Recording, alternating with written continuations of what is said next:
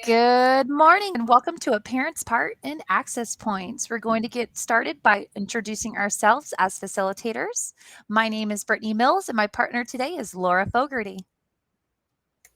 We are both exceptional student education instructional coaches for Orange County Public Schools, and we are very excited to be your facilitators for today's presentation.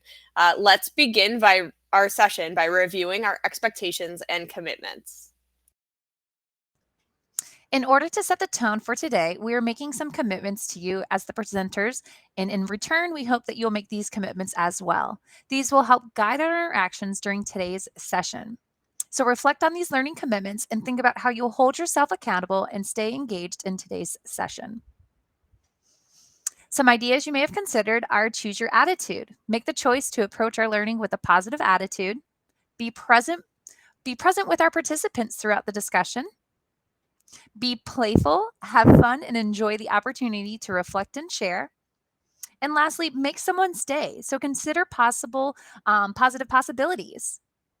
If you would like to use closed captioning or real-time translation, you would click on the laptop and choose your preferred language.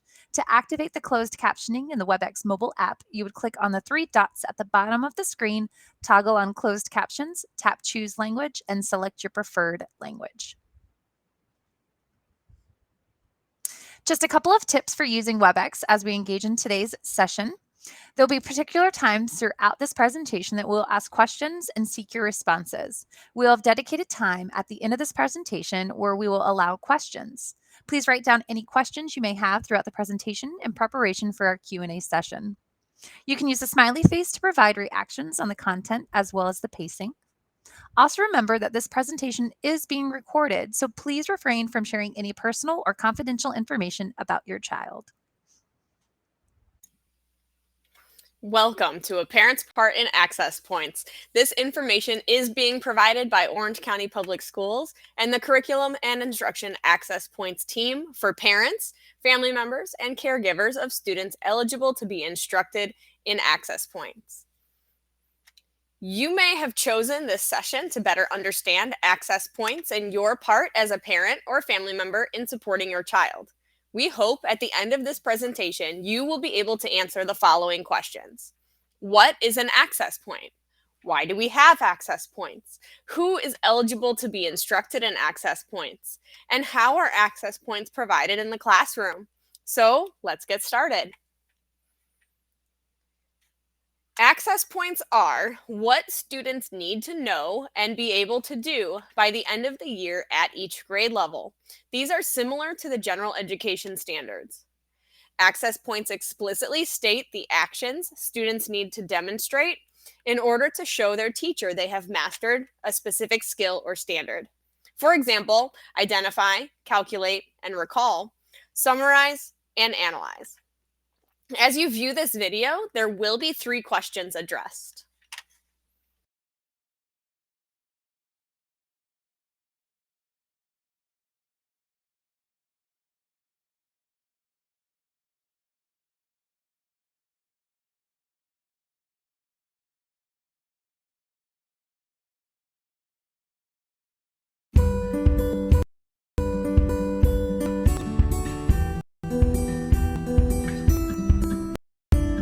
In this video, we'll discuss 3 key points to consider in order to help your child with academics.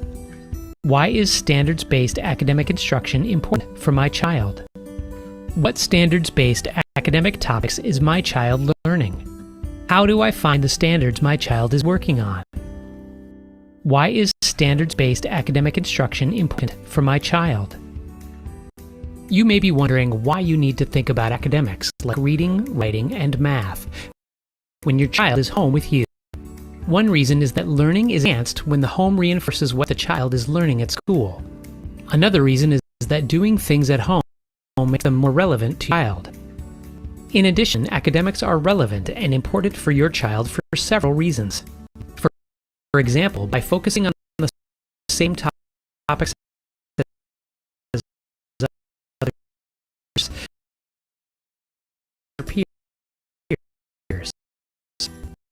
Academics help,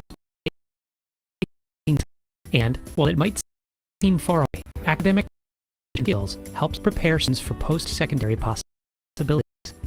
Helping children learn about the same interesting and engaging content that their same-age peers are learning can support active connections in school and for future inclusion in their community. What standards-based academic is learning? How do you know what academics your child is being taught? Check with teachers about your child's IEP goals for reading, math. These goals may indicate specific topics, like fractions, may give you information on the state academic standards that are being addressed. This information can help you to talk about the same topics and use the same words as are being used in school. All states have academic standards that describe what students in each grade are to learn. Standards are for all students, regardless of whether they have a disability. Teachers start from these standards when figuring out how to individualize instruction for students with significant cognitive disabilities. They are helped in these efforts by looking at how the state has prioritized content and defined the performance expectations for students on the alternate assessment. Here is an example of a state's academic standard in math at 3rd grade. Tell and write time from both analog and digital clocks to the nearest 5 minutes using AM and PM. For students with significant cognitive disabilities, the performance expectation might be that the child will tell time to the nearest 5 minutes using a digital clock.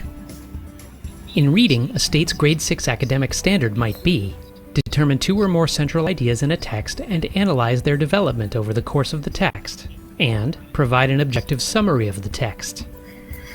For students with significant cognitive disabilities, the performance expectation for the same 6th grade reading standard might be: determine the central idea of a text.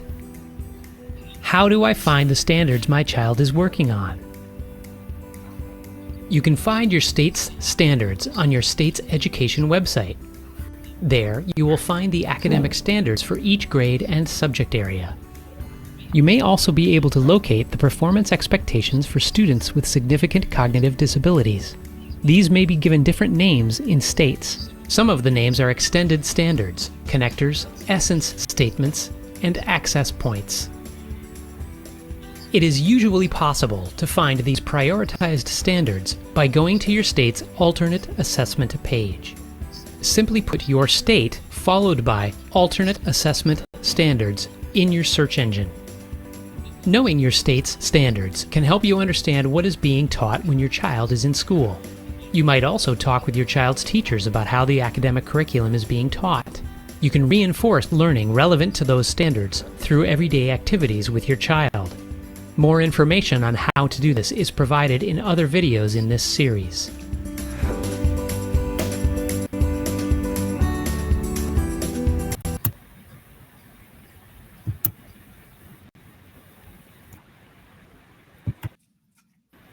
You may recall from the video that access points are modified standards for students with a significant cognitive disability. Looking at this language arts standard and corresponding access point, we can see how the two are related. There are 3 questions to consider as we navigate these standards. The first is, what do students need to know? The second question, what do students need to be able to do? And third, what will students be doing and saying when they are proficient with this standard? For this access point, the content the student is required to learn is on grade level, but at a reduced level of complexity. Students will still be expected to demonstrate understanding of a text, but in specific terms. So how would you answer the 3 guiding questions for this access point? You may have determined that students need to know the concepts of character, setting, event, and/or conflict. You also may have seen that students need to be able to answer questions about these concepts. Finally, students will be using their preferred mode of communication to answer these questions. The science, social studies, art, and PE access points have tiered access through levels of complexity defined as independent, supported, and participatory. The math and ELA access points are designed in a scaffolded hierarchy called essential understandings. Access points are designed to contribute to a fully aligned system of content, instruction, and assessment focused on the knowledge and skills needed at each grade level to prepare for the next grade level. Access points preserve the sequence of learning into teachable and accessible segments of content included in the standards. This mirrors the sequence of instruction in the general education standards.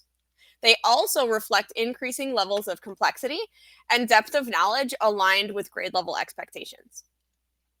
So now that we have learned about what access points are, share what you learned in the chat that applies to your child's academic standards. I am going to put a timer for 1 minute to process and respond to the question on the slide. Share what you learned in the chat that applies to your child's academic standards.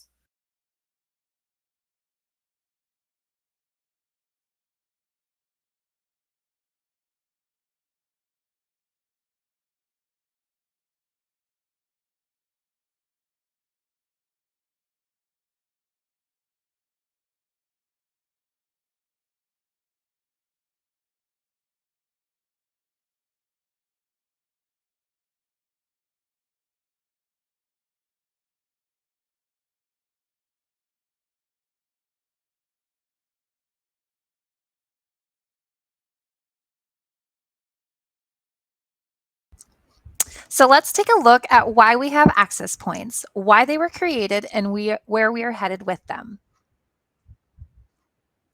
The need to develop access points resulted from mandates in two pieces of federal legislation: the Every Student Succeeds Act, ESSA, formerly known as No Child Left Behind Act, and the Individuals with Disabilities Education Act, IDEA. Every Student Succeeds Act requires that all students be assessed on state standards. States are held accountable for showing student progress toward proficiency. A small percentage of students may be assessed on an alternate test. IDEA requirements include assurances that instructional strategies will be research-based and that all students' educational needs must be considered. Commonalities between the two federal legislations are: these laws require that the curriculum for students with a significant cognitive disability be closely aligned to the general education curriculum. They also require that schools are accountable for reporting student achievement. To provide participation in the state's accountability system, Florida developed Florida Standards with Access Points for Science, Social Studies, and then the BEST standards for ELA and Math. We also have the next Sunshine State Standard access points for those in science, social studies, and other subject areas which are written at reduced levels of complexity. So why do we have access points? Access points frame the instruction and assessment of students with a significant cognitive disability, allowing them to work toward the general education curriculum. The example shows how the access points are organized to align to the general education standards and resources to create a course of study. You'll see that the general education standards are located at the top, and each access point is indicated with an AP below the corresponding general education standard. We'll discuss the naming conventions further in the presentation. All access points and access courses are intended to allow fluid movement as students grow in competency. They are not meant to pigeonhole or to categorize a student. It allows for both levels of complexity and essential understandings to help teachers deconstruct the standard into a variety of levels that may be taught in their classrooms. Regardless of the subject, access points provide students flexible access to the standards. As you view this video on the impact of IDEA on individuals with disabilities, what changes do you see that occurred within the last 40 years?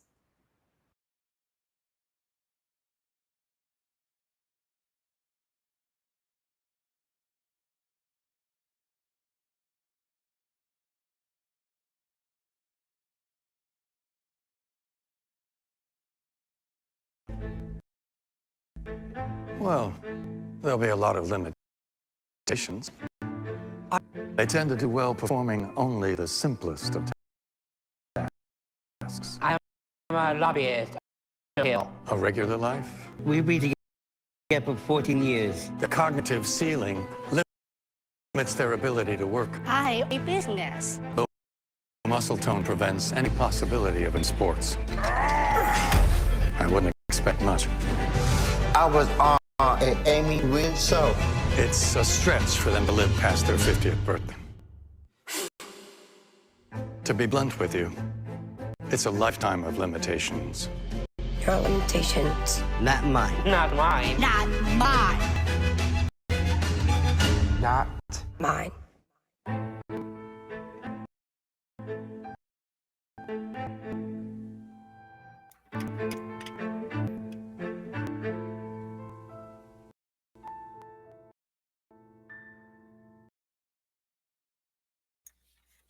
That's right. Your limitations, not mine.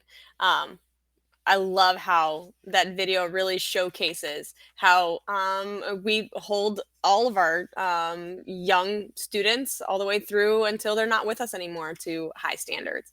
And they, in turn, can hold them for themselves. We have made it to the halfway point. You've made it. Congratulations. So far, we have discussed the what and the why behind the access points. Next, we are going to look into who is eligible to be instructed in access points. We will learn what constitutes a significant cognitive disability, the course and assessment participation determination, and the Florida Alternate Assessment Framework. So first, what constitutes a significant cognitive disability? Is it simply because a person is in a wheelchair and then that's what they use to get around? Is it simply because they have a medical diagnosis of Down syndrome? What if a student can't see, they're blind, or they can't hear? Does that automatically mean that they have a significant cognitive disability? How do we know?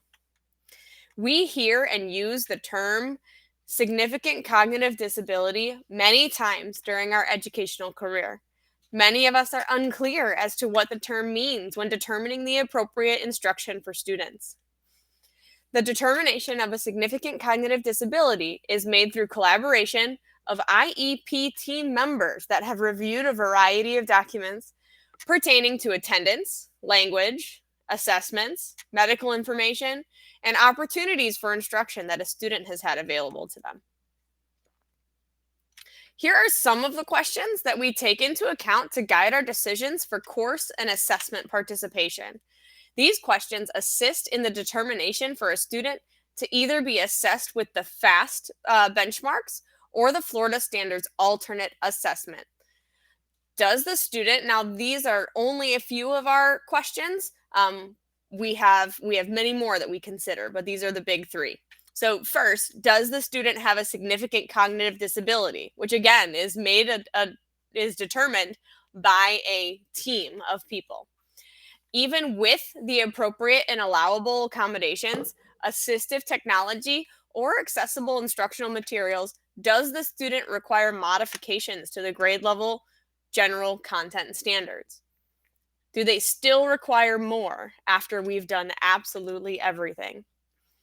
And finally, does the student require direct instruction in academic areas of English language arts, mathematics, social studies, and science based on access points in order to acquire, generalize, and transfer skills across settings?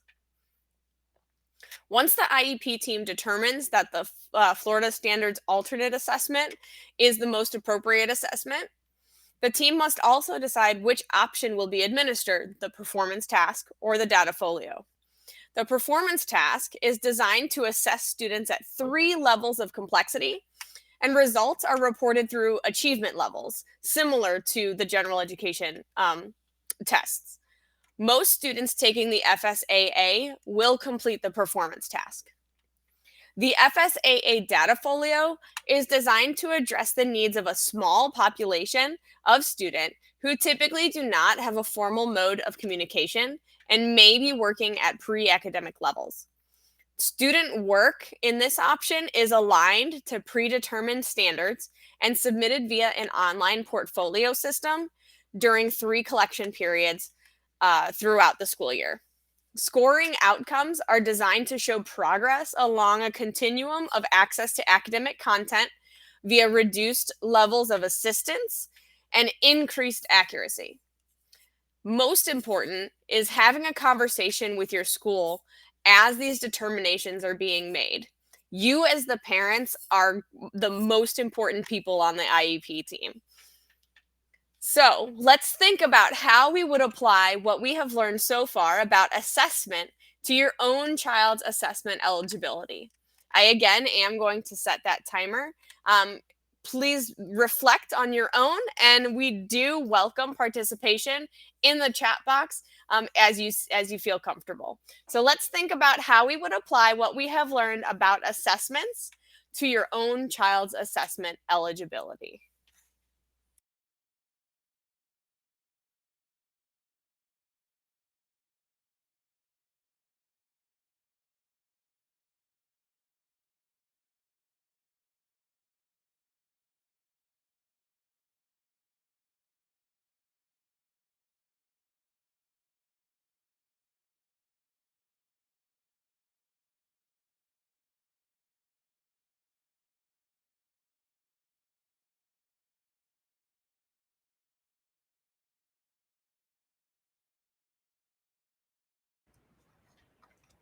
All right, as you see on the screen, the most important quote of today: every student is a general education student first.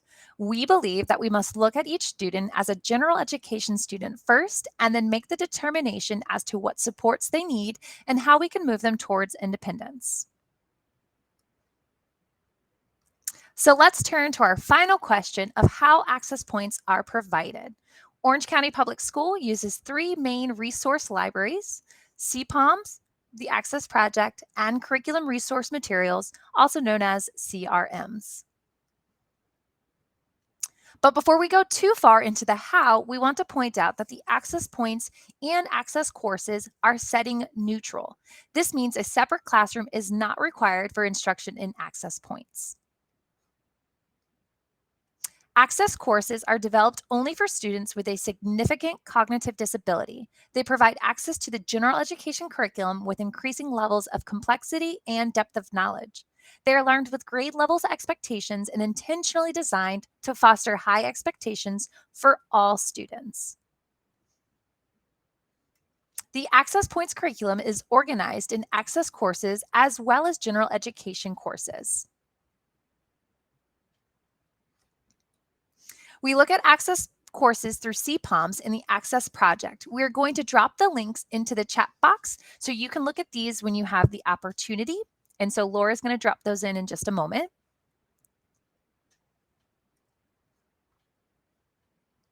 These courses located on CPOM, which is an online toolbox of information, vetted resources, and interactive tools that help educators effectively implement the teaching standards. It's the state of Florida's official source for standards, information, and course descriptions. So again, once Laura is able to put that in there, which she did, you can use the CPOM's link in the chat box to access this website for more information. The Access Project is an additional resource to locate access courses. The Access Project supports statewide professional development to ensure a greater understanding of the access points. This results in a more effective instructional planning and teaching of the content for students with a significant cognitive disability. Orange County Public Schools also provides the access courses within the District Curriculum Resource Materials, or as I stated earlier, the CRMs. The CRMs are located online for educators to use for instructional purposes and lesson planning. However, these resources are only accessible for OCPS educators and personnel. On the screen, you'll see how the benchmarks for excellent student thinking, or BEST, are coded for language arts and math. In this example, the letters ELA stand for the subject area of English language arts. This is followed by the number 7, indicating that this is a 7th grade standard. Next, the letter R, which shows that this strand belongs to reading, followed by the number 1 for the standard and 4 for the benchmark. As you see on the slide, this is an example of the coding for BEST access points that looks similar to the general education BEST standards. The access points will have been aligned to a new assessment. However, that assessment will not be coming out until the 23-24 school year.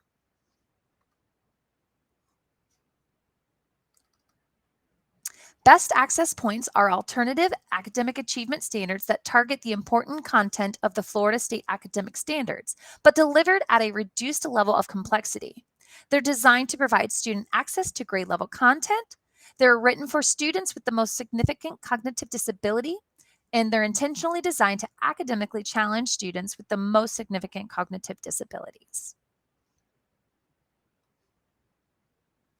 The K2 Best Access Points benchmarks for kindergarten through second grade may have a corresponding access point that is similar to or the same as the general education benchmark.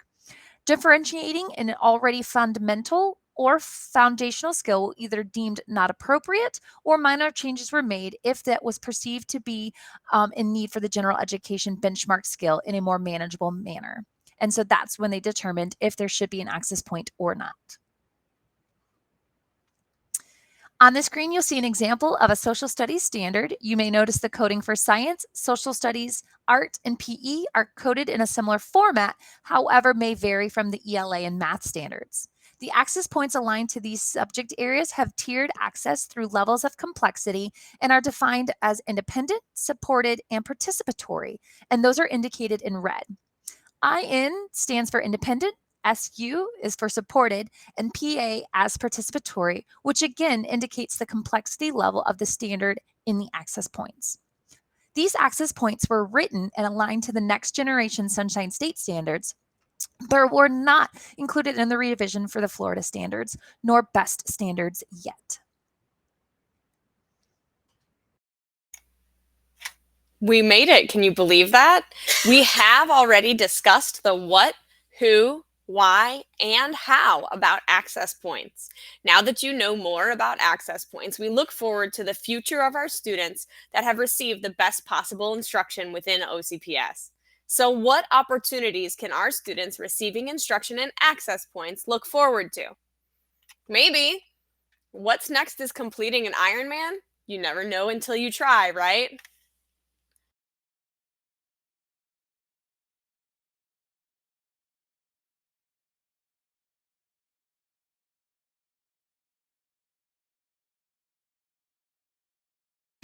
Few athletic events test the limits of human endurance more than an Ironman. What do you think you'll feel when you finish? I'll be amazing. Amazing for anyone, but beyond for 21-year-old Chris Nikic. Organizers say he's the first person with Down syndrome to ever attempt one. I can prove to kids that if I can do it, then they can do it too. He'll swim 2.4 miles in open water, then ride 112 miles, and run a full marathon, 26.2 miles. 4 to 8 hours a day is training time. Chris's motto, get 1% better every day. Ironman? Ironman. And eat more rice. Yes. Victories hard-earned for a boy who endured countless surgeries, couldn't walk until age 4, or eat solid foods until 5. Chris's parents want others raising children with Down syndrome to see new possibility in Chris's journey. We want them to realize earlier that they're choosing and they could live an amazing life. Parents are reaching out to me saying that I'm the hero to the kids, and it is possible for them. All right, let's go. His goal will change history. His determination, You are an Ironman. already changing hearts and minds. Katie Beck, NBC News.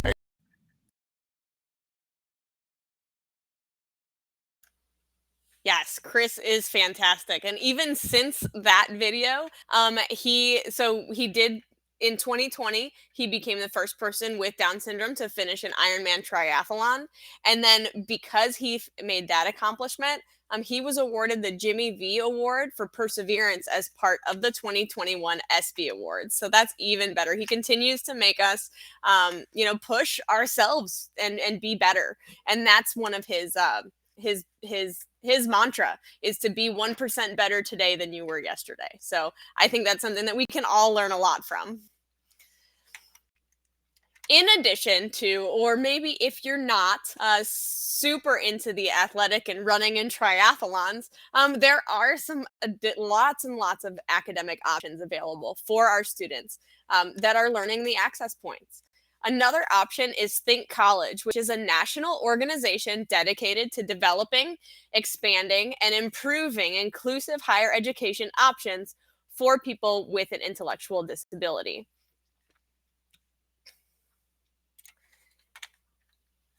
With a commitment to equity and excellence, Think College supports evidence-based and student-centered research and practice by generating and sharing knowledge, guiding institutional change, informing public policy, and engaging with students, professionals, and families. Okay, I am now putting a link into the chat that will give you more information about Think College. Okay. We also wanted to share, let me copy this link. I'm also going to share with you a YouTube video, which is a 5-minute summary of a program that we have available nice and local for us. UCF's Inclusive Education Services Program is another one of those post-secondary options for our students that are learning the access points. So it is really important that even if our students right now, they may be in kindergarten, they may be in first, second, third, fourth grade, but we still need to start thinking about what is life after high school going to look like? And that might be different for, it probably will be different for each one of our students. So it's important to start thinking about it. So how has this information about what's next for your child changed your thinking about their future? I do want to give another set of think time to process and respond to the question on the slide. What is next for your child? And how has your thinking changed about their future?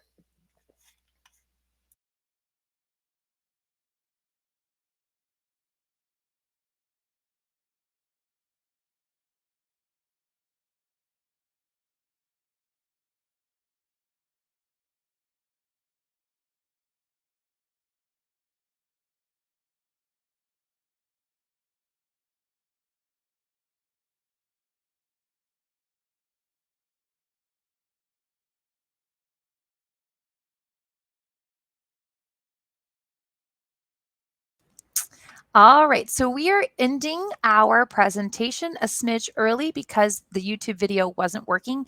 And like she said, it is a 5-minute informative video. And I think it's a fantastic video if you have 5 minutes to watch it. It goes through a couple of students with intellectual disabilities and their pathway through UCF. It's a fantastic video. And again, it goes through their eyes and you get to kind of see what the program's about. So if you have the opportunity, you should definitely check out that video. On the screen right now, what you're going to see is you're going to see our contact information in the event that you have questions specifically about access points. These are going to be your OCPS contacts. So you'll have Nicole Como. You also have Virginia, who also goes by Jenna, Horton, and as well me, Brittany Mills. So again, if you want to write down those emails and contact us about specific access points questions, you're more than welcome to. However, if you see what was scrolling down at the bottom earlier, it was a tiny URL for specific questions about your student. You can go to that tiny URL and ask those questions. We are here to support you in the access points questions and not maybe necessarily specifically about your student per se. So again, those are going to be our contact emails in the event that you want to ask questions. We are going to open up the floor for any questions that you may have. We do have about 10 minutes before the session is supposed to end. So if you want to ask any questions in the chat, we're more than happy to answer those. If not, we want to say thank you for attending our session, A Parent's Part in Access Points. We have thoroughly enjoyed being your facilitators. And if there's no questions, we hope you have a fantastic and wonderful Saturday afternoon.